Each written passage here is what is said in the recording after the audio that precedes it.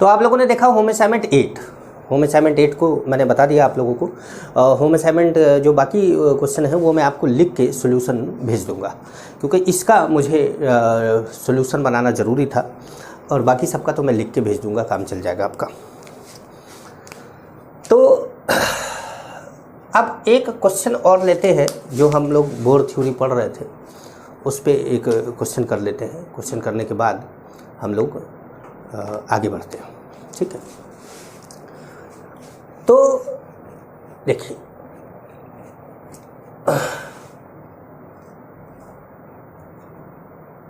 Find wavelength of photon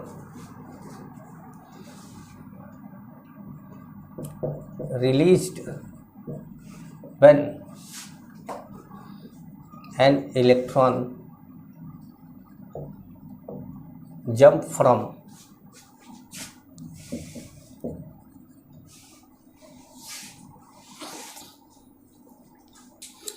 find wavelength of photon released when an electron jump from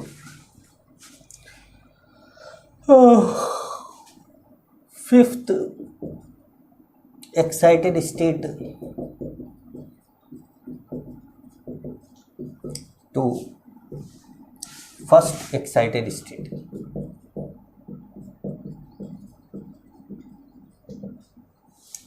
wavelength of photon बताना है आपको, और कहाँ से कहाँ कूदा है।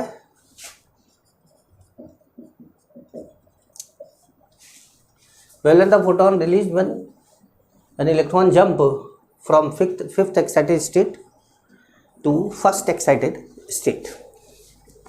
तो फिफ्थ एक्साइटेड स्टेट से फर्स्ट एक्साइटेड स्टेट पे कूदा है। आइए देखते हैं क्या वेवलेंथ होगा इसका। तो हमारा सबसे पहले हम क्या करेंगे कि delta E is equal to, पहले तो हम ये जान लेंगे N1 क्या है। N1 हमारा ये है 2, और N2 क्या है, N2 हमारा ये है 6। मैंने आपको बोला था कि जब एक्साइटेड स्टेट आए तो फिर जो भी एक्साइटेड स्टेट हो उसमें एक जोड़ देते हैं, क्योंकि जो भाई फर्स्ट एक्साइटेड स्टेट सेकंड है, क्योंकि फर्स्ट तो अगर n की वैल्यू 1 हो जाए वो तो ग्राउंड स्टेट बोला जाएगा, वो एक्साइटेड स्टेट हो ही नहीं सकता। तो फर्स्ट पहला एक्साइटेड स्टेट क्या हुआ, ग्राउंड स्टेट के जस्ट ऊपर कौन है 2, 1 के बाद क्या आया 2। फिफ्थ, जैसे फर्स्ट एक्साइटेड स्टेट 2 है तो सेकंड एक्साइटेड स्टेट 3 है, थर्ड एक्साइटेड स्टेट 4 है, फोर्थ एक्साइटेड स्टेट 5 है, फिफ्थ एक्साइटेड स्टेट 6 है। तो ये हमने बोला फिफ्थ एक्साइटेड स्टेट, और ये क्या होगी 6 हो गया। तो हमारा डेल्टा ई 13.6। अच्छा, find wavelength of photon release when an electron jump from fifth excited state to first excited state in He plus H ऐसे लिख देते, क्योंकि अपन को Z की भी तो जरूरत पड़ेगी ना। तो Z कितना हो गया 2 हो गया, तो 2 का स्क्वायर 1 अपॉन, चलो पहले तो फॉर्मूला लिख देते हैं। वैसे Z और 2 में तो एक ही जैसा लिखता था, तो वो तो Z ही लग रहा था। 1 upon n1 square minus 1 upon n2 square, है ना। तो हमारा जो ये डेल्टा ई होगा वो 13.6, ये 2 इंटू 2 कितना हो गया 4, ठीक है। 1 अपॉन n1 स्क्वायर, n1 कितना है हमारा 2, 2 का स्क्वायर कितना हो गया 4, माइनस 1 अपॉन n2 स्क्वायर 6 का कितना हो गया 36, ठीक है। तो अब हमारा जो ये एलसीएम ले लेंगे तो कितना आ जाएगा 36, ये कितना आएगा 9, और ये कितना आएगा 1, तो ये हो जाएगा 9 minus 1 into 4 into 13.6 is equal to delta E, ठीक है। तो अब हमारा ये कितना हो गया 8 हो गया, तो हो गया 13.6 इंटू 4 इंटू 8 अपॉन कितना 36। अब 36 तो ये कितना हो गया 9 हो गया, तो ये हो गया हमारा 13.6। डेल्टा ई की वैल्यू कितनी आ गई 13.6 इंटू 8 अपॉन 9 इलेक्ट्रॉन वोल्ट आया है, इलेक्ट्रॉन वोल्ट आया है। और आप जानते हैं कि लैम्डा इन एंगस्ट्रम निकालना हो तो हमको क्या करना पड़ेगा, 12400 में एनर्जी इन इलेक्ट्रॉन वोल्ट से क्या कर देना है, डिवाइड कर देना है। एनर्जी इन इलेक्ट्रॉन वोल्ट से क्या करना है, हमको डिवाइड कर देना है। तो एनर्जी इन इलेक्ट्रॉन वोल्ट से डिवाइड कर देना। तो अब हमने क्या करा, इसको lambda in angstrom is equal to 12400 upon ये कितना हो गया 13.6 इंटू 8 इंटू कितना 9। अब अगर आप बोले तो मैं कैलकुलेटर से इसको सॉल्व करूँ, तो वो तो आप भी कर सकते हैं, खुद ही कर लीजिएगा, एंगस्ट्रम में निकाल दीजिएगा आंसर। ठीक है, एक और देते हैं, एक और क्वेश्चन देते हैं, इसी टाइप का देते हैं। सोचते हैं कि आप लगाइए थोड़ा सा तो मज़ा आ जाए। भैया आप लगा दे तब तो मज़ा ही आ जाएगा ना। अब मैं कितना लगाऊंगा, मैं तो लगाता रहूँगा, मज़ा आता रहेगा आप लोगों को कि हाँ सर मज़ा आ गया, बहुत मज़ा आ गया, हाँ कितना मज़ा आया। लेकिन आप जब तक नहीं लगाएंगे कहाँ मज़ा आएगा। तो आइए एक और क्वेश्चन करते हैं कि find wavelength of photon release when, अच्छा रिक्वायर्ड बोल देते हैं,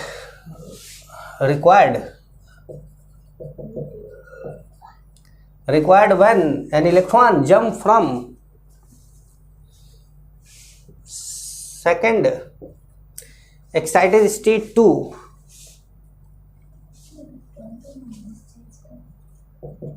ninth excited, अरे थोड़ा गड़बड़ हो गया है ना, 8th excited state।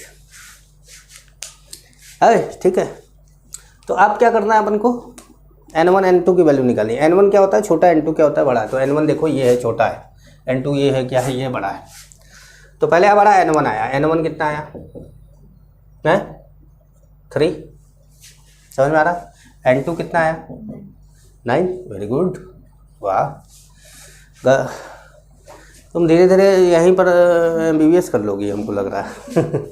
तो second excited state to 8th excited state, तो हो गया N1 इज इक्वल टू 3 और N2 इज इक्वल टू कितना हो गया 9। तो अब हमारा जो फॉर्मूला है वो क्या है, delta E is equal to 13.6 Z square 1 upon N1 square minus 1 upon N2 square. Z क्या है, एटॉमिक नंबर है। लिथियम का एटॉमिक नंबर कितना है, कहाँ गया, अरे कुछ लिख भी नहीं किए क्या यार। Find wavelength of photon required when an electron jump from second excited state to 8th excited state in Li2+। अच्छा दिमाग में चल रहा था कि लिथियम देना है और दिया नहीं, तो चलो 13.6 Z स्क्वायर की वैल्यू कितनी होगी 3 स्क्वायर, N1 कितना है 3 स्क्वायर मतलब 9 कर देते चलो। N2 कितना है 9 मतलब 81 है, किसी प्रकार की समस्या नहीं है। तो आइए तो पहले इसका ये ले लिया जाए 13.6 इंटू कितना 9 और यहाँ पे कर दिया जाए क्या, ये एलसीएम कितना आ गया 81, ये कितना आया 9 और ये कितना आया 1। ठीक, तो ये हमारा हो गया कितना 13.6 इंटू 8 अपॉन 9। भाई ये 9 से, अरे यार वही आंसर भाई आ गया, थोड़ी देर पहले भी तो यही आया था ना, पता नहीं अब तो भूल गए शायद। इलेक्ट्रॉन वोल्ट, तो लैम्डा इज इक्वल टू क्या हो गया 12400 अपॉन ई इन इलेक्ट्रॉन वोल्ट एंगस्ट्रम। ठीक है, ये एंगस्ट्रम में आएगा।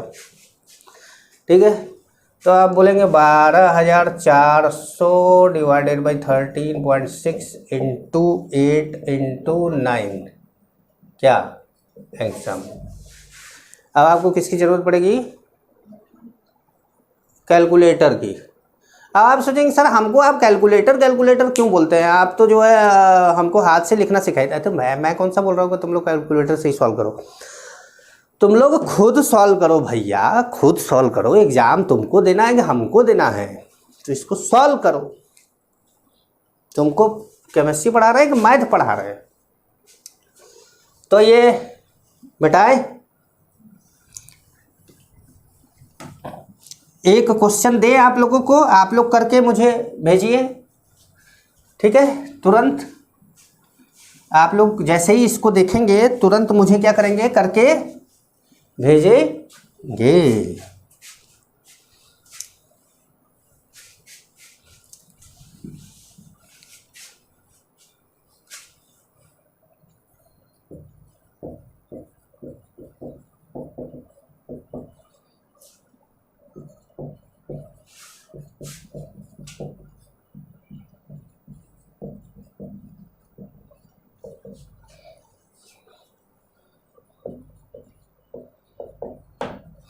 B3+ सॉल्व नहीं कराऊंगा बच्चों, इसको सॉल्व नहीं कराऊंगा। इसको तो तब सॉल्व कराऊंगा जब आप लोग मुझे भेज देंगे, और उसके बाद जब आप लोगों का गलत होगा, सही होगा तो क्या सॉल्व कराऊंगा। वैसे सिखाया है ना भाई इतना आपको, तो सिखाया तो आप कुछ सॉल्व भी तो करेंगे, ठीक है।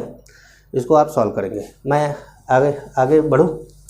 तो अब हम जो है मैं इसको मिटा दूँ बच्चों। हाँ, अब आप लोग क्या है कि जब मुझे आप लोग इसका सोल्यूशन भेजना ना, तो प्लीज़ क्वेश्चन भी लिख के भेजना, क्योंकि मैं वीडियो में क्या लिख देता हूँ मुझे खुद ही याद नहीं रहता है। आप मुझे प्लीज़ क्वेश्चन के साथ साथ सोल्यूशन भी, मतलब सोल्यूशन के साथ साथ क्वेश्चन भी लिख कर आप भेजेंगे। अब देखिए आपका बोर मॉडल यहाँ पर कंप्लीट होता है एक। अब हम हाइड्रोजन स्पेक्ट्रम की तरफ बढ़ेंगे, लेकिन मैं ये चाहता हूँ कि आप मुझे कुछ क्वेश्चंस करके भेज दें, ताकि मेरी संतुष्टि हो जाए कि आप लोगों को बोर मॉडल आ चुका है और अब हम आगे बढ़ सकते हैं। तो उसके लिए मैं आपको कुछ क्वेश्चंस देता हूँ, आप इसको मुझे करके भेजेंगे, ठीक है।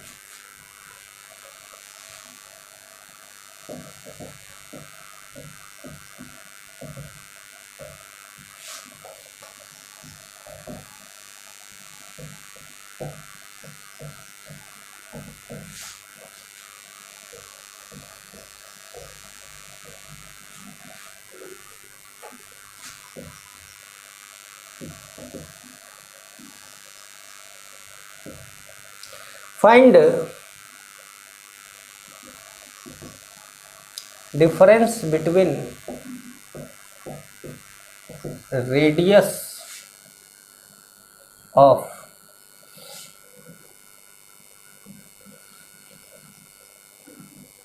fifth Bohr orbit of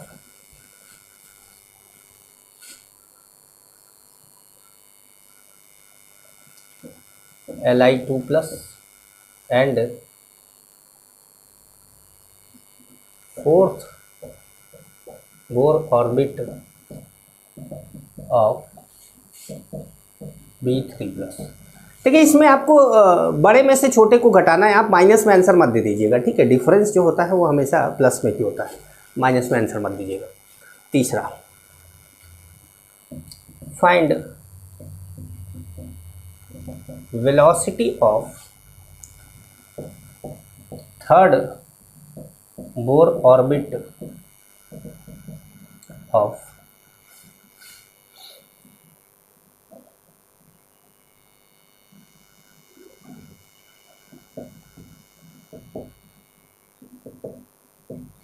He+ ion.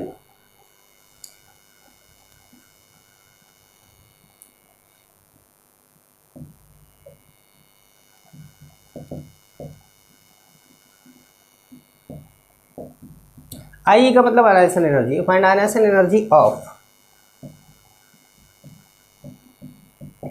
Li2+। Find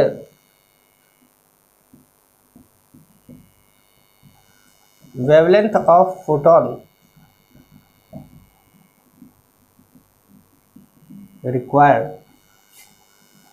requires when an electron jump from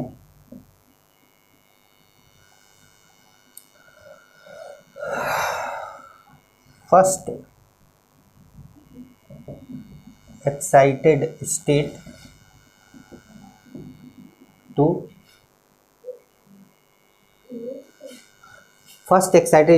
to ninth excited state in He+. बच्चों ये 5 क्वेश्चन है, ये पांचों क्वेश्चन आप मुझे करके भेज दीजिए, तो मुझे ये पता चल जाएगा कि आप लोगों को बोर थ्योरी आ गई है, मॉडल आ गया है। उसके बावजूद भी कोई डाउट बचता है तो आप मुझे भेजें, मुझे तुरंत बताएं कि सर हमको इस चीज़ में डाउट है या इस चीज़ में समस्या है। ठीक है, चलिए अगली क्लास में मिलते हैं। नमस्कार। अब बात करेंगे हाइड्रोजन स्पेक्ट्रम की। हाइड्रोजन स्पेक्ट्रम, इसमें क्या है कि हम स्टडी ऑफ एब्जॉर्प्शन स्पेक्ट्रम की बात करते हैं, और जिसको हम स्टडी करते हैं एक अलग तरह के इंस्ट्रूमेंट में, जिसको स्पेक्ट्रोस्कोप बोला जाता है। तो मैं पहले आपको एक कुछ बातें लिख दूँ, तब आप लोग देखिए। हम बात करेंगे हाइड्रोजन स्पेक्ट्रम की, लेकिन अभी हाइड्रोजन स्पेक्ट्रम यहाँ पर नहीं है, अभी तो हम स्पेक्ट्रम के बारे में बात कर रहे हैं खाली। कि आप पढ़ लीजिए या मैं पढ़ के सुनाता हूँ। To study of emission and absorption spectra line, an instrument use to separate radiations of different wavelength. अलग अलग वेवलेंथ की लाइट को ये सेपरेट कर देता है, जैसे वो इंद्रधनुष बन जाता है ना, रेनबो, वैसा कुछ वेवलेंथ। और frequency is known as spectroscope. ये एक तरह का प्रिज्म है। द पैटर्न और the photograph of emergent radiation recorded on a film और स्क्रीन इज कॉल्ड स्पेक्ट्रोग्राम। जो भी पैटर्न या फिल्म रिकॉर्ड होती है उसको स्पेक्ट्रोग्राम बोला जाता है। अभी मैं समझाता हूँ उसको। और spectrum of the given radiation. Branch of science dealing with spectrum is called spectroscopy. ठीक है, देखिए थोड़ा लिखने बनाने में टाइम लग रहा था, और मैं सोच रहा था कि ऐसा ना हो कि लिखने बनाने में ही 1 घंटा निकल जाए, इसलिए मैंने इसको बना दिया। एटॉमिक स्पेक्ट्रम ऑफ हाइड्रोजन या लाइन स्पेक्ट्रम ऑफ हाइड्रोजन क्या करते हैं कि H2 को लो प्रेशर पे एक डिस्चार्ज ट्यूब में डाल देते हैं और इलेक्ट्रिक स्पार्क्स देते हैं। इलेक्ट्रिक स्पार्क देते हैं। जब इलेक्ट्रिक स्पार्क देते हैं तो क्या होता है कि, मीनिंग समझा देता हूँ फिर इसको पढ़ता हूँ।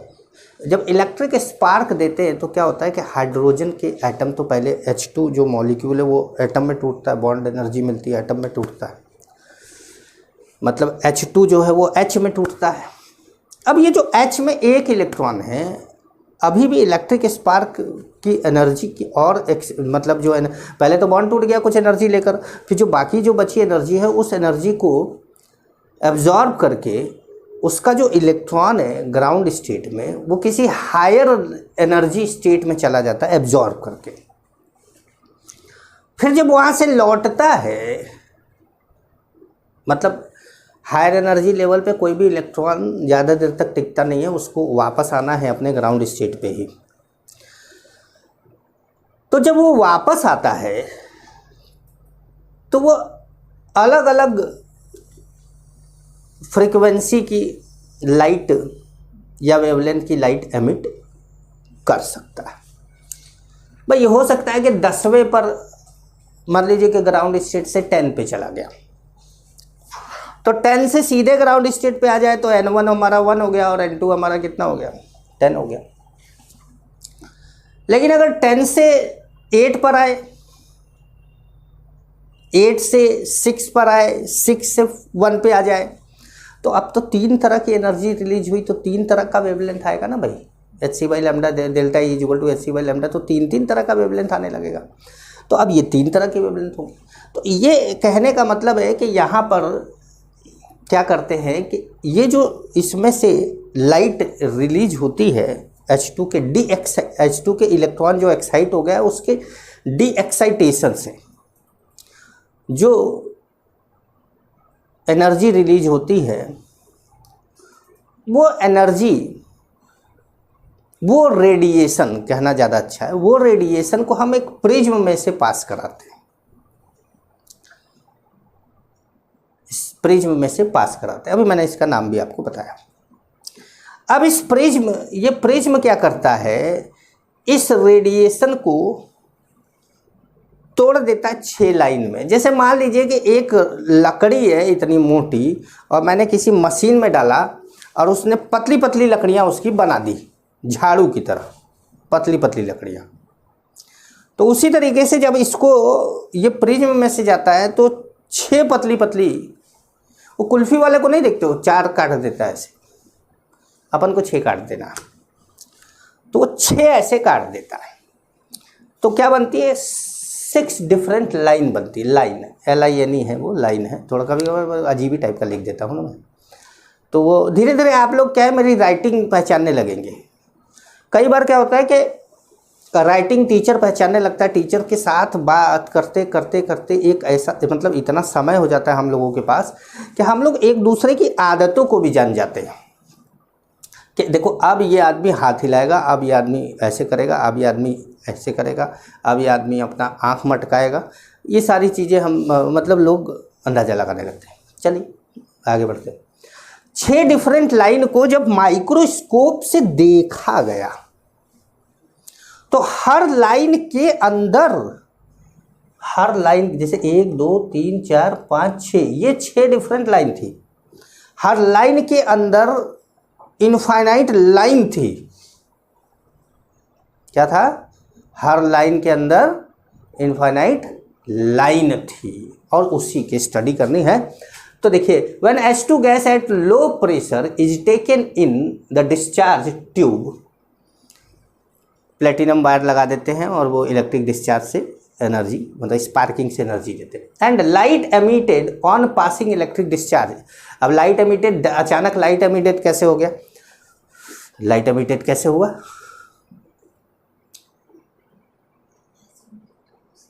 नहीं समझिए नहीं, मतलब लाइट एमिटेड कैसे हुआ, इलेक्ट्रॉन हाई एनर्जी पे गया, वापस लो एनर्जी पे आया, एनर्जी रिलीज किया, वो है लाइट एमिटेड। ये नहीं कि प्रिज्म में मतलब डिस्चार्ज ट्यूब में जो आपने इलेक्ट्रिक स्पार्क जो बिजली कड़की वही को बोल दिए कि लाइट था, तो हाइड्रोजन डालने की क्या जरूरत है, ऐसा ही बिजली कड़का दो। The spectrum obtain is emission spectrum of hydrogen. तो इससे जो मिलता है उसको एमिशन स्पेक्ट्रम बोलते हैं। तो ये अपना क्या है, एमिशन स्पेक्ट्रम है। समझ पा रहे हैं? तो थोड़ा और इसको हम और डिटेल में समझाएं।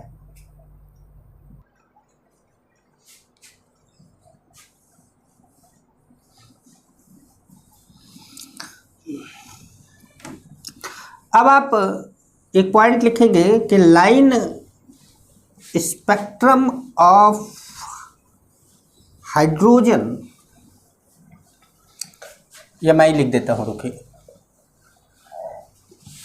कई बार क्या होता है कि बच्चा समझ नहीं पाता ना। Line spectrum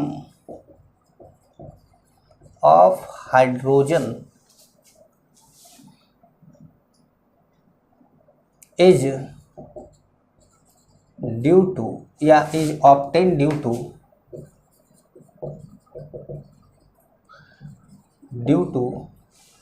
D excitation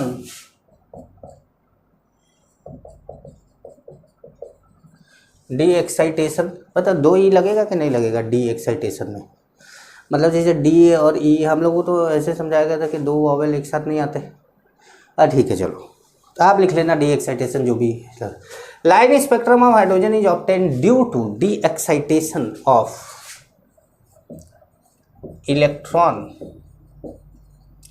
from one stationary orbit higher energy level.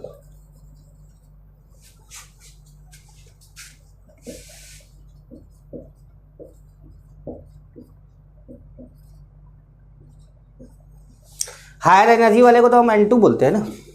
From one stationary orbit, the excitation हो रहा है, मतलब एक्साइटेड से डी एक्साइटेशन हो रहा है, तो ज़्यादा एनर्जी से कम एनर्जी की ओर आ रहा होगा ना। तो वो from one stationary orbit to another stationary orbit, मतलब यहाँ पर क्या लिख देंगे, लोअर एनर्जी लेवल,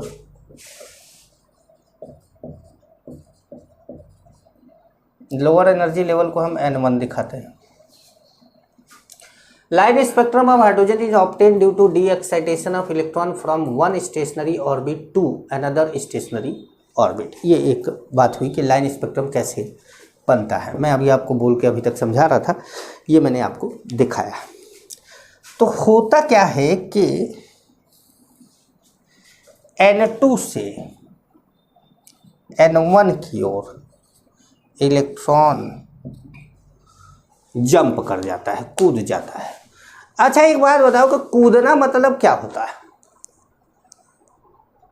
जैसे आपको ऐसा तो नहीं लगता कूदना मतलब सर ऊपर जाना है? तो अगर कूदना मतलब ऊपर जाना है तो लोग छत से कूद जाते हैं, बिल्डिंग से कूद जाते हैं, आत्महत्या कर लेते हैं, तो उसको क्या बोलेंगे?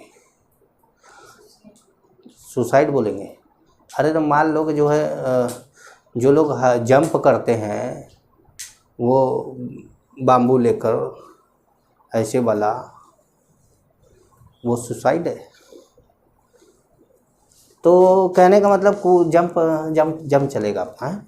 तो इलेक्ट्रॉन डी एक्साइट हुआ, तो यहाँ पर जो E2 था वो क्या था, -13.6 Z² अपॉन N2² था, और E1 कितना था, -13.6 Z² अपॉन N1²। ठीक है, ये N2², ये N1²। तो अब आप एक बात समझिए कि ये जो पूरा मामला है इसको हम पहले से जानते हैं, डेल्टा ई तो हम लोगों ने निकाल ही रखा। तो जरिए निकालते, इसको मिटा दो, तो मिटा दिया, मिटा क्या दूँ? ऐसे दरअसल आपसे पूछने से ना आपको आप बता तो पाएंगे नहीं, क्योंकि आप तो अंदर बैठे हुए हैं, आप तो इसके अंदर हैं। तो अगर मैं आपसे पूछूं कि मिटाऊं मिटाऊं मिटाऊं मिटाऊं, तो आप बोलेंगे नहीं नहीं नहीं नहीं, और मैं मिटा दिया। तो पूछ लेता हूं आपसे, राय जरूरी होती है, करता मैं अपने मन की हूं, आपकी राय ले लेता हूं। तो हमारा जो डेल्टा ई आएगा वो क्या है, 13.6 Z² 1/N1² माइनस 1/N2²। और जिसको हम बहुत भली भांति जानते हैं कि N1 जो होता है वो लोअर एनर्जी लेवल है और N2 हायर एनर्जी लेवल है इस फॉर्मूले में। ठीक है, या हम बोल सकते हैं कि delta E is equal to 2.18 into 10⁻⁻18 Z² 1/N1² minus 1/N2² है। ये इलेक्ट्रॉन वोल्ट है और ये क्या है, जूल है। तो अगर हम बोले इसके रिस्पेक्ट में hc/λ, hc/ क्या बोलते हैं, लैम्डा, तो ये बोलेंगे हम 2.18 into 10⁻⁻18 Z² 1/N1² minus 1/N2²। अब आप बोलेंगे कि सर हाइड्रोजन स्पेक्ट्रम की बात है तो जेड की वैल्यू 1 ही रख दीजिए ना, फर्क क्या पड़ता है। बात हाइड्रोजन स्पेक्ट्रम की जा रही है, लेकिन एक्चुअल में ये बात अभी भी बोर मॉडल से ही रिलेटेड है। हाइड्रोजन या ऐसा कोई भी स्पीसीज जिसके पास एक इलेक्ट्रॉन है, तो जब हीलियम प्लस आएगा तो जेड की वैल्यू 2 रखोगे, तो इसलिए मैं जेड लेके चल रहा हूँ। ठीक ठीक ठीक ठीक। तो अब 1/λ is equal to 2.18 into 10⁻⁻18 Z² upon hc, मतलब 6.62 इंटू 10⁻⁻34 इंटू 3 इंटू 10 क्या हो गया 8, 1/N1² माइनस 1/N2²। आए समझ में आ रहा है? अच्छा, तो ये 8 ऊपर गया, 18 और 8 कितना हो गया? 18 और 8 कितना होता है? 26। और 34 ऊपर गया तो ये क्या हुआ? ये प्लस में आ रहा है, प्लस में। तो ये एक कांस्टेंट आ रहा है। आप देखिए ना, ये कांस्टेंट है, ये कांस्टेंट है, ये सब क्या है? कांस्टेंट है। तो आप अगर देखें कि ये कांस्टेंट है तो आइए ये मिटा देते हैं। वही ऐसे ही फिर पूछ लिए एक बार, तो हमने मिटा दिया। अब हम ये बोले कि सर इसका पूरा वैल्यू निकाल लो। आप बोल रहे हैं मुझे सर इसका वैल्यू निकाल के बता दीजिए, क्योंकि सर तो भैया आपके जो है कर्जा खाक बैठे हैं ना आपसे। सर तो कर्जा खाक बैठे, सरी सब निकालेंगे। तुम लोग तो आराम से जो है मस्त सोया करो।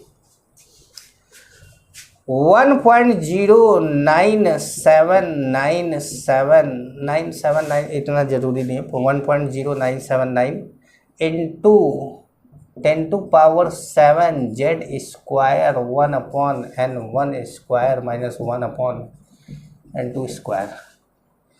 ये क्या है? ये है आर। वैसे आर एच बोल देते हैं, आर एच। कई जगह आर एच लिख दिया जाता है, कई जगह आर छोटा वाला है ऐसे भी लिख देते हैं, आर एच ऐसे भी लिख देते हैं। ये है रिडबर्ग कांस्टेंट।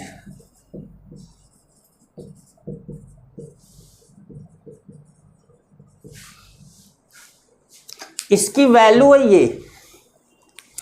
मतलब आप यहां पर रिडबर्ग कांस्टेंट की जगह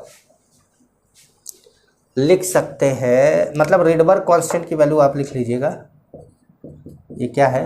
1 मतलब अगर आप ऐसे करना चाहें तो 1.1 इंटू 10⁻7 भी बोल सकते हैं। क्या 1.1 ही टाइप का है?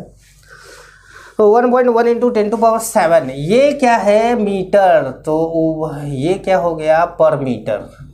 ठीक है, पर मीटर इनवर्स पर मीटर। ठीक है, तो अब हमारा जो फॉर्मूला आया वो 1/λ इज इक्वल टू आया are H Z square 1/n1² minus 1/n2 square. अब हमको ये पता चलेगा कि कहाँ से कहाँ कूदा तो कितनी वेवलेंथ मिली। कहाँ से कहाँ कूदा तो कितनी वेवलेंथ मिली। लेकिन हाइड्रोजन स्पेक्ट्रम में डिफरेंट साइंटिस्ट ने अलग अलग वेवलेंथ की रेंज को बताया था। हाइड्रोजन स्पेक्ट्रम में अलग अलग साइंटिस्ट ने अलग अलग वेवलेंथ की रेंज के बारे में स्टडी करी थी और उसको बताया था। और उन्होंने अपना नाम दिया उसमें। लाइमन ने बोला उसको लाइमन सीरीज, बामर ने बोला बामर सीरीज, पास्चन ने बोला पास्चन सीरीज, ब्रैकेट ने बोला ब्रैकेट सीरीज, फंड ने बोला फंड नाम PFUND है, फंड ने बोला फंड सीरीज, हम्फ्री ने बोला हम्फ्री सीरीज। इस तरीके से नाम 5-6 नाम मैं आपको लिखवाऊंगा।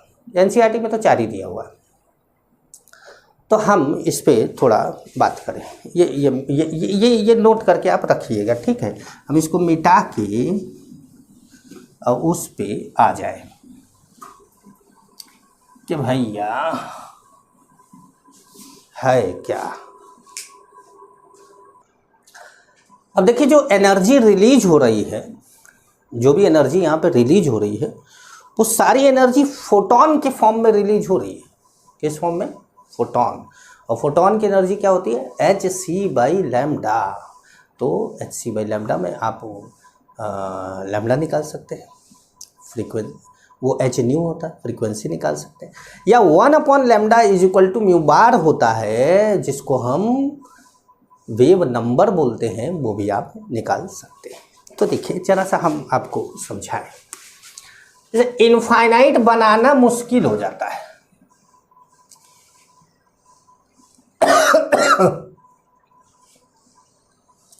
है ना बच्चों? इनफाइनाइट बनाना थोड़ा मुश्किल हो जाता है। आप मेरे साथ साथ बनाइएगा, है ना। ये नहीं कि आप चुपचाप बैठ के जो है घमोचों की तरह देख रहे हो, पता चला कि जो है मैं बना खाली हो गया तो उन लोगों को बनाने में टाइम लग गया।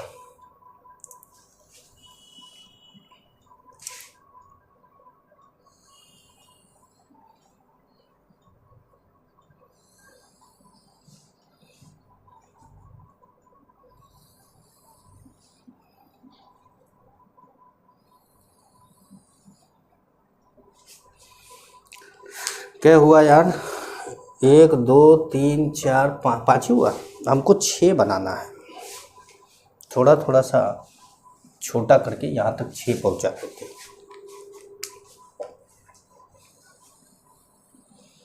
दूसरा वाला मार्कर देना तो ब्लैक।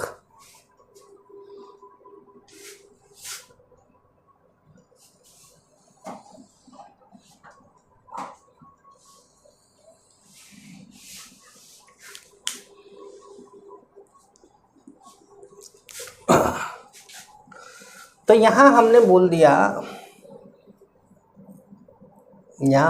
इसको, यहाँ हमने बोल दिया n की वैल्यू, यहाँ बोल दिया n की वैल्यू क्या है, 1 है। यहाँ n की वैल्यू 2 है, यहाँ n की वैल्यू 3 है, यहाँ n की वैल्यू 4 है, यहाँ n की वैल्यू 5 है, और यहाँ n की वैल्यू 6 है, n की वैल्यू 5 है। ठीक है। तो जो n की वैल्यू 1 है, जब आप कहीं से भी इलेक्ट्रॉन एक्साइट होकर कहीं पहुंच गया है, वहाँ से डी एक्साइट होकर कहीं से भी 10 से 12 से 5 से 2 से कहीं से भी हायर एनर्जी लेवल से डी एक्साइट होकर अगर वो आता है 1 पे, कहीं से भी आता है, मैं बार बार बोल रहा हूँ कहीं से भी आता है, कहीं से भी आता है, लेकिन आता कहाँ है, 1 पे। तो वो जिस रेंज की वेवलेंथ रिलीज करेगा वो अल्ट्रा वायलेट रेंज की वेवलेंथ होगी, अल्ट्रा वायलेट लाइट वाली वेवलेंथ होगी।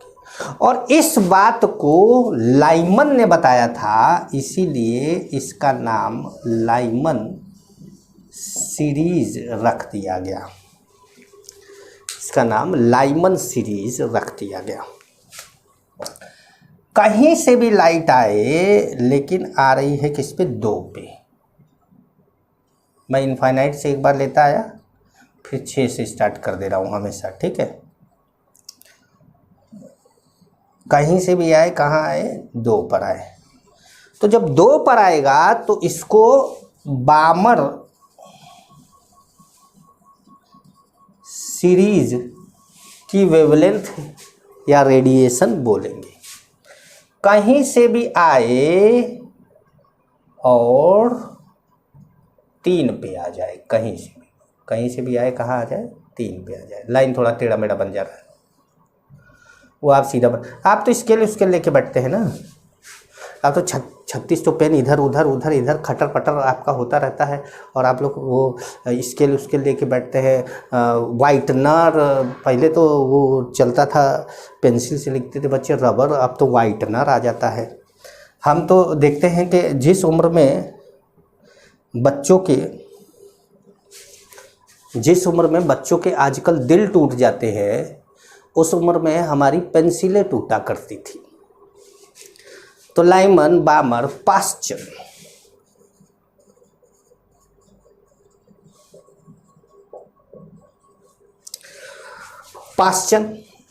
अब कहीं से भी आए और आ जाए कहाँ, यहाँ। तो इसको बोल दिया गया bracket.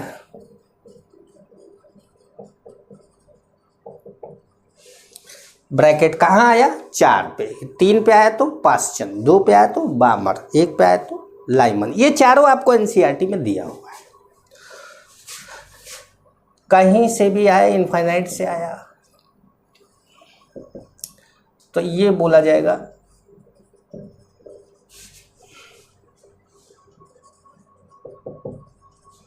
P fund series.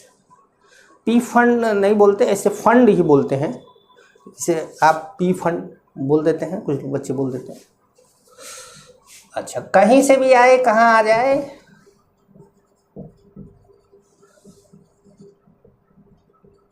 Humphry series. कहीं से भी आए 6 पर आ जाए तो क्या होगा, हम्फ्री सीरीज। तो अब ये जो है, ये यूवी रेज, ये जो लाइट होती है वो यूवी रेज होती है, अल्ट्रा वायलेट रेज होती है। ये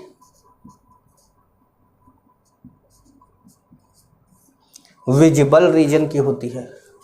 और ये जितने भी हैं, ये चारों, ये सब, ये इंफ्रारेड होता है।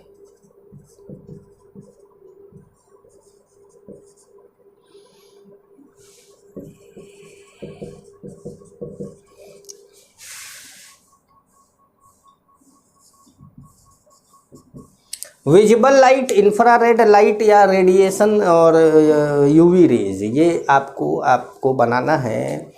और अब हम जब कैलकुलेट करेंगे तो हम ये देखेंगे कि कौन सा, देखिए हम जैसे लाइमन का मैक्सिमम निकाल लिए, मिनिमम निकाल लिए, तो हमको पता चल गया इतनी वेवलेंथ से लेके इतनी वेवलेंथ के बीच में लाइमन होता है।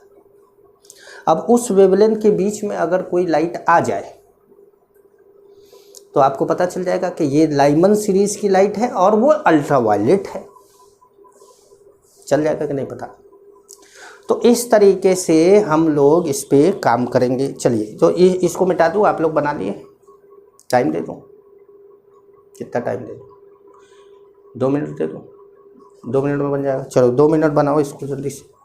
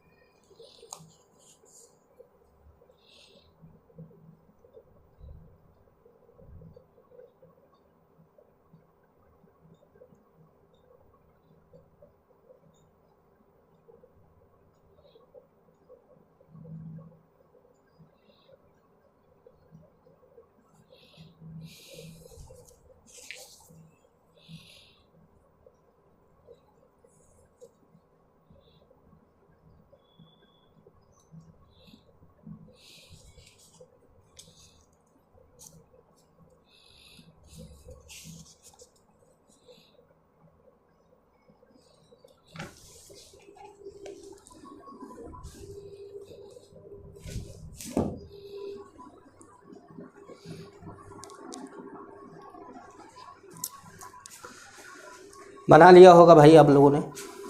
तो चलिए इसको मिटाइए। ये याद करना है आपको, विजिबल वाला, अल्ट्रा वायलेट वाला, ये सब याद करना है आपको। अब क्या करना है कि मैं थोड़ा सा सोच रहा हूँ कि हमारा जो ऑनलाइन का क्लास है इसमें ऑफलाइन वाली फीलिंग आ जाए कि भाई हाँ चलो ऐसे करके हम कर रहे हैं।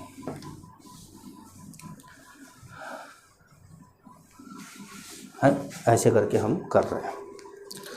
तो हमारा फॉर्मूला आया था 1/λ इज इक्वल टू 1.0 या 1.1 ही मान लेते हैं, 1.0976 इंटू 10⁻⁷। पहले 1.0979 लिख दिया था, वो 68 है, वो गलती से लिख दिया था। Z² 1/n1² minus 1/n2²। तो अब इतना बड़ा फॉर्मूला मत लिखा करिए, आप लिखा करिए 1/λ is equal to RH Z² 1/n1² minus 1/n2²।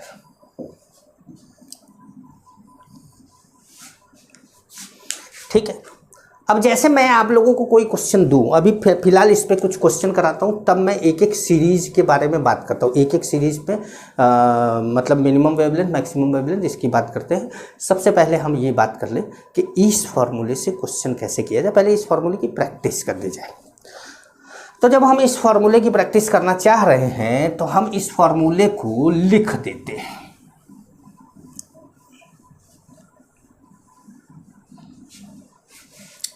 मतलब यहां पर हम लिख देते हैं RH Z² 1/n1² minus 1/n2²।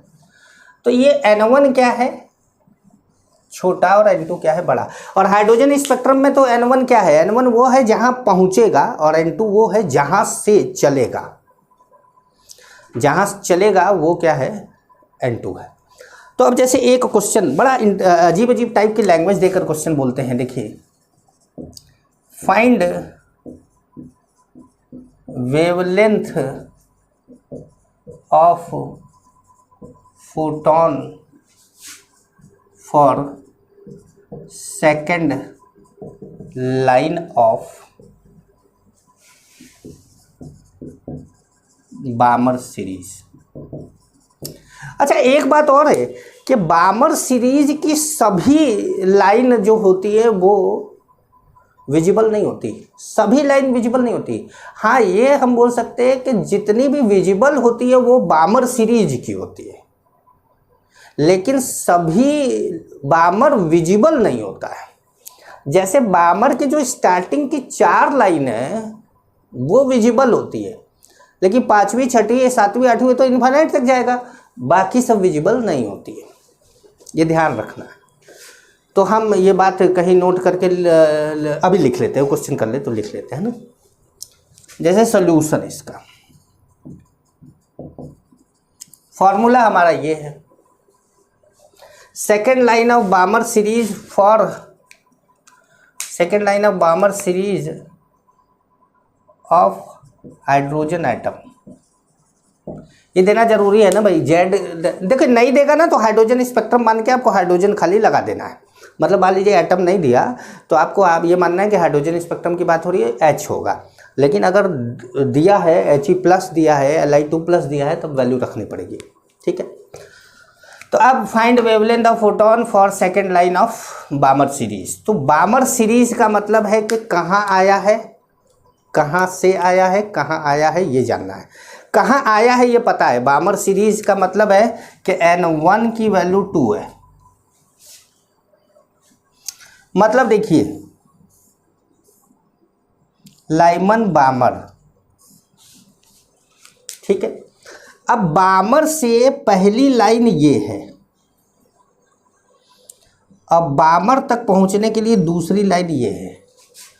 तो ये हमारा 1 2 3 4 n इज इक्वल टू, यहाँ पर क्या है 1 है। बामर सीरीज तो n इज इक्वल टू 2 है, तो n इज इक्वल टू 2 लिख दिया। अच्छा, पहली लाइन क्या है, अगर बोलता कि फर्स्ट लाइन ऑफ बामर सीरीज तो हम n2 की वैल्यू क्या ले लेते, 3। बोला है सेकेंड लाइन ऑफ बामर सीरीज तो हम क्या बोलेंगे, n2 की वैल्यू कितनी हो जाएगी, 4। तो समझ में आ रहा है। तो हम बोलेंगे n2 इज इक्वल टू 4। ठीक है, n2 इज इक्वल टू 4। अच्छा, एक बात का और ध्यान रखिएगा कि n2 कैसे निकाला जाए। तो n2 के लिए n1 plus line, n1 plus line, n1 कितना है, 2 है, लाइन कितना है, 2 है, मतलब सेकेंड लाइन का मतलब 2। ऐसे लिख देते हैं, nth लाइन, nth लाइन। तो जैसे n1 2 है, और लाइन को सेकेंड लाइन तो 2 + 2 कितना हो गया, 4 हो गया। ऐसे करके आप निकालेंगे n2 की वैल्यू। तो हमारा 1/λ is equal to RH into 1 square 1/n1 कितना है 2 स्क्वायर माइनस n2 कितना है 4 स्क्वायर। ठीक है, तो हमने लिखा RH। अब यहाँ पर क्या हो गया, ये 4 हो गया, ये 16 हो गया, तो 16 आ गया। अब ये आ गया 3/16, ये हो गया 1/λ। तो 3RH/16 आ गया 1/λ। 1/λ कितना आ गया 3RH/16। तो लैम्डा इज इक्वल टू क्या हो गया 16/3RH। अब RH की वैल्यू आपको पता है, RH की वैल्यू यहाँ पर आप रखेंगे कि RH की वैल्यू 16/3 इंटू 1.1 इंटू 10⁻7 रख दीजिए, क्योंकि आपको इतना एक्यूरेट आंसर निकालने की ज़रूरत नहीं, आपका आसपास का आंसर मिल जाएगा आपको। तो आपने इसको इसमें डिवाइड कर दिया। ठीक है, ये 33 हो गया, मतलब 3.3 हो गया। 3.3 से 16 में क्या करा आपने, डिवाइड करा। डिवाइड करने के बाद जो वैल्यू आई वो आया किस में, मीटर में। यहाँ पर सब जूल वूल में लिखा था, ये सब ये देखो पर मीटर था, तो ये आंसर आएगा किस में, मीटर में आएगा, मीटर में आएगा। ठीक है, तो एक और क्वेश्चन दे, एक और क्वेश्चन दे, एक और क्वेश्चन देते हैं। एक और क्वेश्चन देने से पहले वो नोट लिखवा देते जो बोल रहे थे।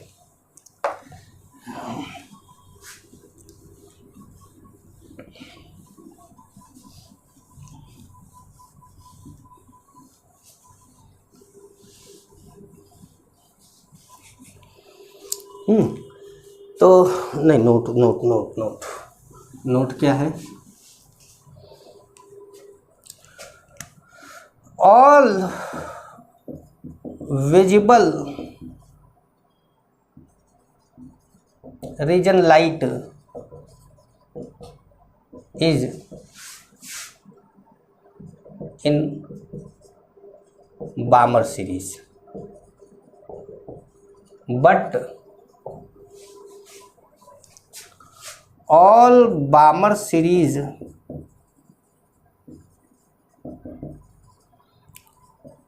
radiation are not visible. Only first 4 line of Balmer series are visible। ये काम की बात है भाई कि कौन सी लाइन विजिबल है। तो आपको देखिए एक चीज़ ये पूछा जा सकता है, ये बहुत इंपॉर्टेंट बात है। और दूसरा ये सिंपल सी बात है, जो कि ये मतलब जो सिंपल सी बात है वो सबसे ज़्यादा पूछा जाता है। और ये सभी पढ़ के जाएंगे, ये सब करके जाएंगे। आपको बाकी दुनिया से अलग कैसे करना है, बाकी दुनिया से आप अलग क्यों रहेंगे, बाकी दुनिया से ज़्यादा आपको केमिस्ट्री की नॉलेज क्यों रहेगी, उसके लिए मैं काम करता रहूँगा, ताकि आप अपने भले 16 लाख बच्चा एग्ज़ाम दे, चाहे 16 करोड़ बच्चा एग्ज़ाम दे, लेकिन आपके पास जो नॉलेज हो, जितनी नॉलेज हो वो किसी के पास ना हो, और बाकी लोगों को आप कॉम्पीट कर जाए, बाकी लोगों से आप क्या है आगे बढ़ जाए। और यही कारण है कि आपको हर स्टेप पे काम करना पड़ेगा। जैसे क्या होता है कि ये कर दूंगा तो हो जाएगा क्या, वो कर दूंगा तो हो जाएगा क्या, नहीं, सब करोगे तब होगा, और सब करना जरूरी है। आप सब करिए, गीता में लिखा है कि सब करिए। अगर आप कर्म कर रहे हैं, खूब अच्छी तरीके से कर रहे हैं, फल की इच्छा मत करिए, और अपने आप फल मिल जाता है। सही बता रहा हूँ, अपने आप फल मिलता है। मैंने प्रिपरेशन करी थी मेडिकल की, मुझे फल नहीं मिला, मुझे लगा कि मेरा सिलेक्शन नहीं हुआ, मेरा जो है भगवान मेरे खुदा जो है वो मेरे से रूठे हुए हैं, नहीं किया उन्होंने। लेकिन मैंने एक चीज़ नोटिस करी कि जब मैंने पढ़ाना चालू किया तो मुझे केमिस्ट्री वही काम आना चालू करी जो मैं अपनी कोचिंग में पढ़ा हुआ था। तो मुझे लगा कि देखो कहीं ना कहीं फल इसका मिलता है, जरूर मिलता है। आइए ये एक और क्वेश्चन करते हैं ना बच्चों।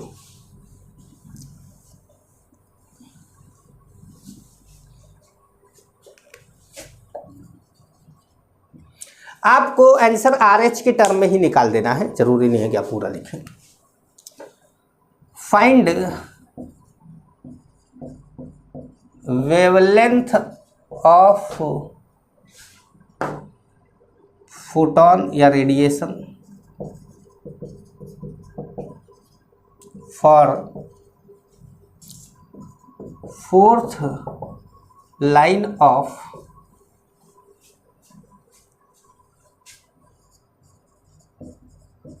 पाश्चन series, Paschen series of He plus.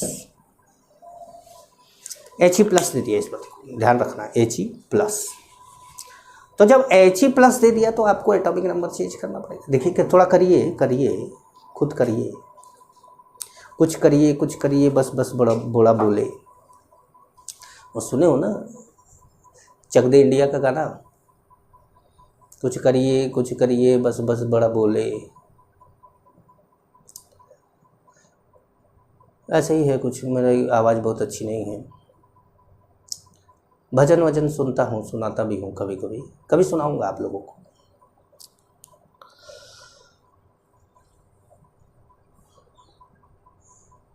Teachers day पे तो सब इतना गवा देते हैं ना, गला बढ़ जाता है।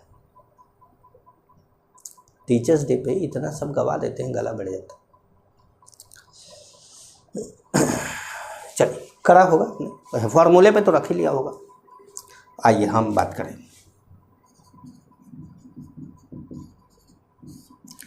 N1 कितना है, तो N1 हमको देखना है सीरीज के नाम से। N1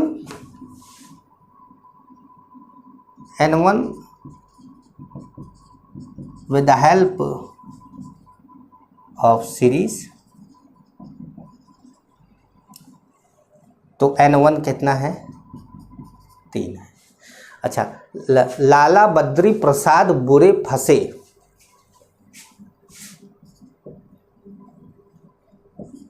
लाला बद्री प्रसाद बुरे फंसे, लाला बद्री प्रसाद बुरे फंसे। लाइमन, बामर, पाश्चन, ब्रैकेट, पीफन है, हम्फ्री। लाइमन, बामर, पाश्चन, ब्रैकेट, पीफन, हम्फ्री को याद करने का कोडवर्ड लाला बद्री प्रसाद बुरे फंसे हैं। इससे आपको पता चल जाएगा कि कौन सा सीरीज का N1 क्या होता है। लाला 1 है, बद्री 2 है, प्रसाद 3 है। लाला बद्री प्रसाद बुरे ब्रैकेट 4 है, फंसे फंड क्या है 5 है, हैं हम्फ्री 6 है। लाला बद्री प्रसाद बुरे फंसे हैं। अब भाई साहब बाकी आपके पास कोई अच्छा कोड वर्ड हो तो मुझे भी बताइएगा कि सर मेरा वाला मस्त है।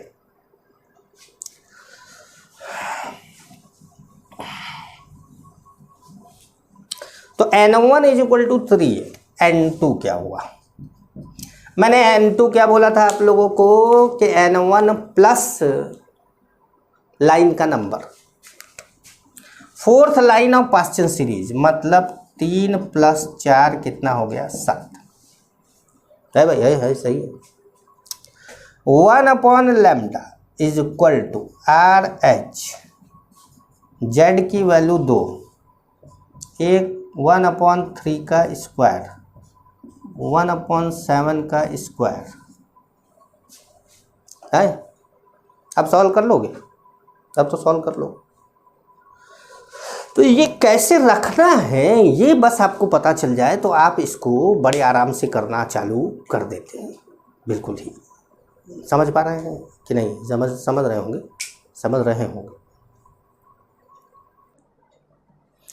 तो अब हम लोग बात करते हैं एक एक सीरीज की। सबसे पहले बात करते हैं लाइमन सीरीज की। लाइमन सीरीज की, तो लाइमन सीरीज है क्या? एक्चुअली हाइड्रोजन का एक न्यूक्लियस है और उसके चारों तरफ ऐसे ऑर्बिट इनफाइनाइट तक फैले हुए हैं, और ये है हमारा n = 1।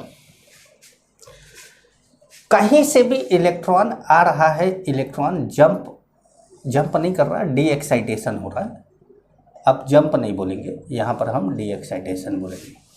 यहाँ आ रहा है कहीं से भी, जैसे यहाँ से आ गया और कहीं से भी आ रहा है, 1 पे आ रहा है, तो वो क्या हो रहा है, जो वेवलेंथ लाइट रिलीज कर रहा है, वेवलेंथ जिस वेवलेंथ की लाइट रिलीज कर रहा है, उसको हम लाइमन सीरीज की लाइट बोल रहे हैं। मतलब यहाँ पर n1 कितना होगा, 1, और n2 कितना होगा, तो 2, 3, 4, 5, 6 इनफाइनाइट तक कुछ भी हो सकता है। n1 फिक्स रहेगा हमेशा, जो भी हम सीरीज की बात करेंगे उसका n1 क्या रहेगा, फिक्स रहेगा, लेकिन n2 हमेशा उससे एक आगे से स्टार्ट होगा। तो जैसे मान लीजिए कि हम बात करें कि lambda minimum and lambda maximum की, कि भैया कहाँ से कहाँ तक होगा। तो आपको याद होगा मैंने आप लोगों को बताया था कि अगर लैम्डा मिनिमम होगा तो एनर्जी मैक्सिमम होगी, और मैक्सिमम एनर्जी के लिए हमारे पास शॉर्टकट क्या था कि n1 मिनिमम होना चाहिए और n2 मैक्सिमम होना चाहिए। तो n1 तो हम मिनिमम नहीं कर सकते, n1 यहाँ पर फिक्स कर सकते हैं, क्योंकि हमारा लाइमन में n1 मिनिमम है, 1 है, लेकिन बामर में जाएंगे तो n1 क्या हो जाएगा, 2 हो जाएगा। तो n1 तो फिक्स है, लेकिन मैक्सिमम मिनिमम वेवलेंथ के लिए जो n2 है वो हाईएस्ट होना चाहिए, और मैक्सिमम वेवलेंथ मतलब मिनिमम एनर्जी के लिए n2 क्या होना चाहिए, लोएस्ट होना चाहिए। इसके लिए जो n2 होगा वो क्या होगा, n1 + 1।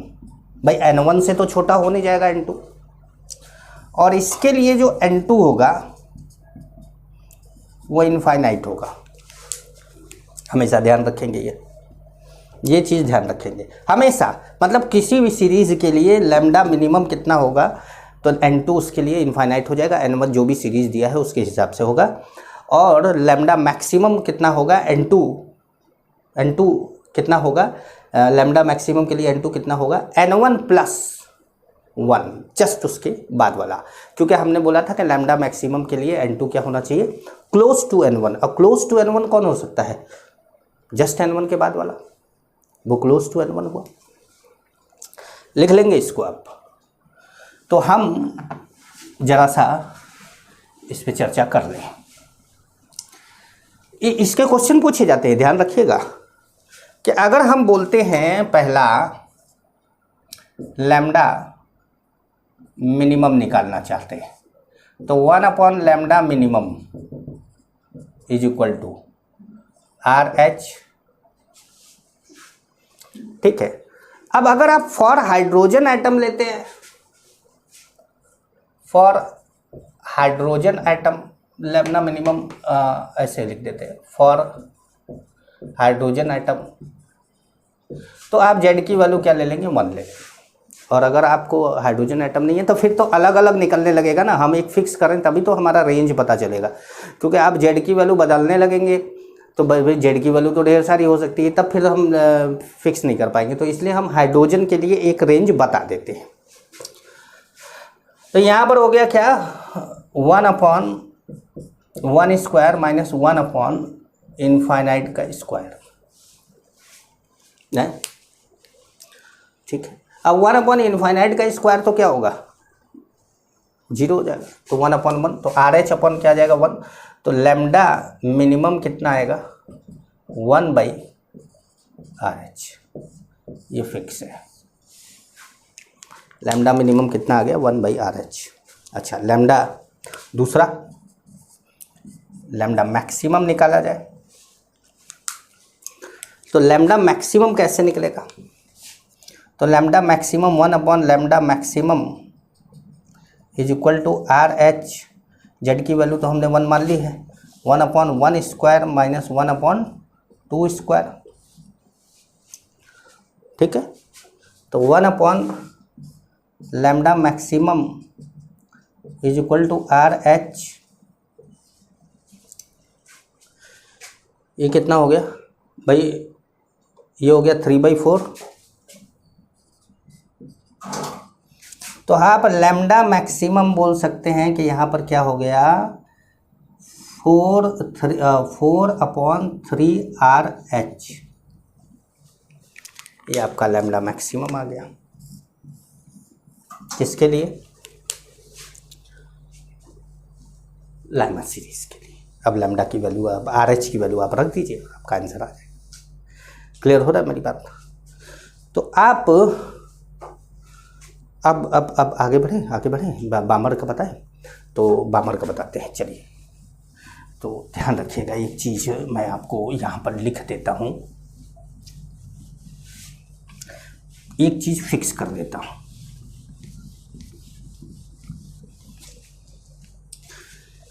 कि N1 क्या रहेगा, फिक्स्ड रहेगा, N2 फॉर लैम्डा मिनिमम कितना रहेगा, infinite, and N2 for lambda maximum क्या रहेगा, N1 प्लस 1। ये कॉन्सेप्ट है, ये कॉन्सेप्ट है, इसको आप लोग याद कर दीजिए। और अब हम एक एक सीरीज़ की बात करते हैं। अब हम दूसरे सीरीज़ की बात करते हैं, नाम है बामर सीरीज़। बामर सीरीज़, ठीक है। 11th के बच्चों को ये स्कूल में पूछा जाता है, तो डेरिवेशन भी पूछ दिया जाता है, जैसे मैंने आपको डेराइव करके बताया था कि ये 1 अपॉन लैम्डा आया कैसे। तो बामर सीरीज के लिए N1 कितना होगा, N1 की वैल्यू 2 और N2 की वैल्यू 3, 4, 5, इनफाइनाइट तक कुछ भी जाएगा, ठीक है। तो हमारा पहला लैम्डा मिनिमम कितना होगा, मतलब मिनिमम पहले निकालते हैं ना भाई, कम से ज़्यादा की ओर देते हैं, तो रेंज निकालना है तो कैसे निकालेंगे।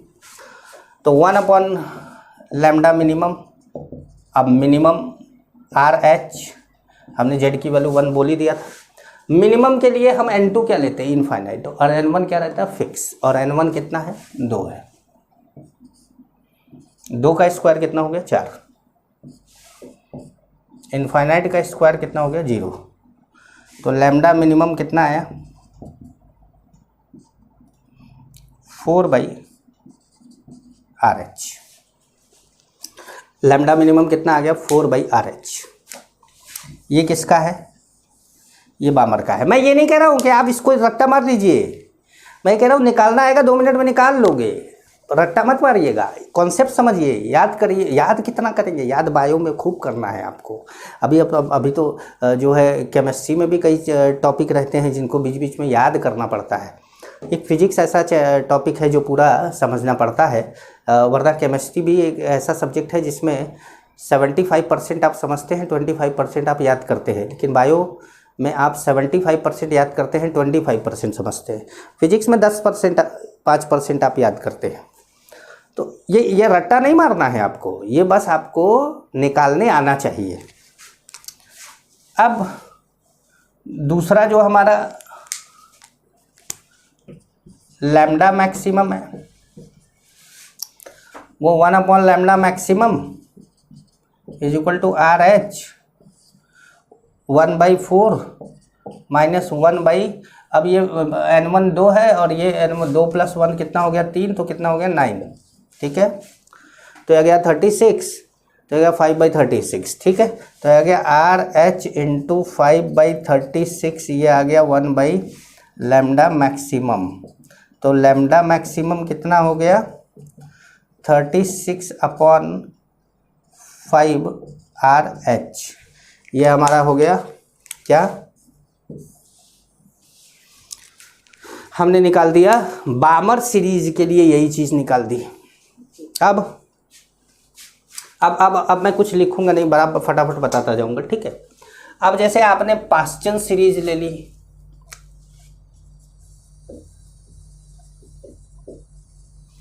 तो n1 कितना हो गया 3 और n2 कितना हो गया, तो अब n2 तो 3 से ज़्यादा होगा, तो हो जाएगा 4 5 6 इनफाइनाइट तक जाएगा।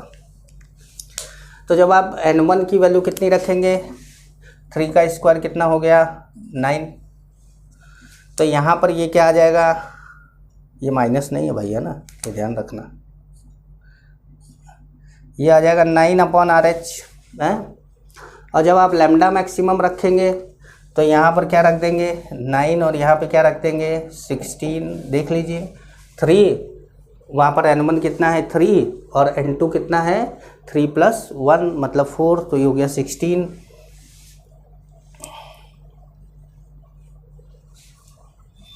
तो अब ये 16 हो गया, ये 9 हो गया। कोई आप जो है इसमें वो कर सकते हैं, कैसे करेंगे 144,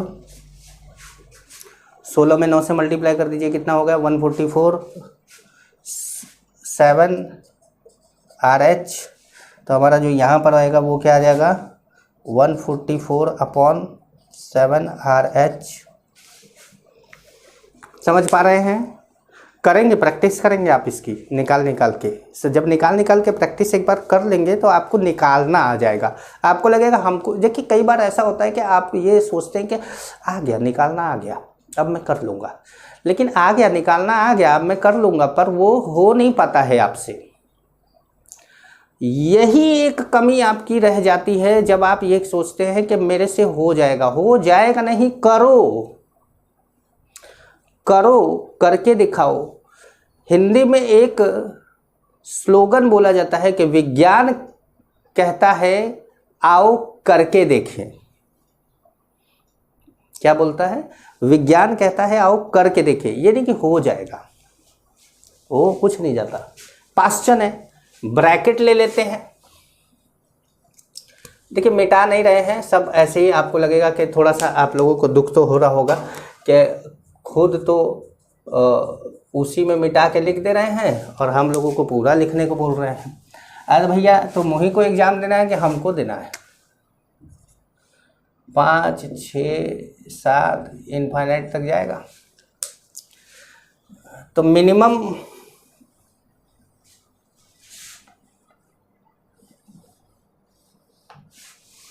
मिनिमम कितना है 4, तो ये कितना हो गया 16, तो ये कितना आ गया भाई, आ गया, मैं इसको पलटेंगे तो ये आ जाएगा 16 अपॉन आर एच। और यहाँ पे n1 कितना है 16, मतलब n1 कितना है 4, तो 4 का स्क्वायर कितना हो गया 16, और वो n2 कितना होगा 5, तो 5 का स्क्वायर करोगे तो कितना हो जाएगा 25।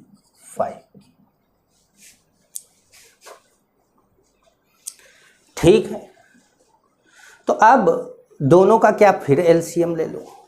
अब जैसे दोनों का एलसीएम ले लोगे तो क्या आ जाएगा तो 25 में 16 से मल्टीप्लाई कर दो, 25 में 16 से मल्टीप्लाई करोगे तो कितना आएगा, 25 में 10 से मल्टीप्लाई करेंगे तो कितना आएगा 250, और 25 में 6 से मल्टीप्लाई करेंगे तो आएगा 150, और 250 और 150 कितना हो जाएगा 400। तो ये आ गया हमारा 25 माइनस 16 कितना आ गया 9 आर एच। तो ये आ गया 400 अपॉन 9RH। तो इस तरीके से आप ब्रैकेट पी फंड या हम्फ्री, इन सब के बारे में आप लैम्डा मिनिमम लैम्डा मैक्सिमम आप निकालेंगे। और आपका अब 2 होमवर्क भी है कि आप पी फंड और हम्फ्री का आप निकालेंगे, खुद निकालेंगे। मैंने तरीका आपको बता दिया है कि इसको आप निकाल के और तब बताएंगे कि कितना होता है, आप लोगों का ये वैल्यू कितना होता है।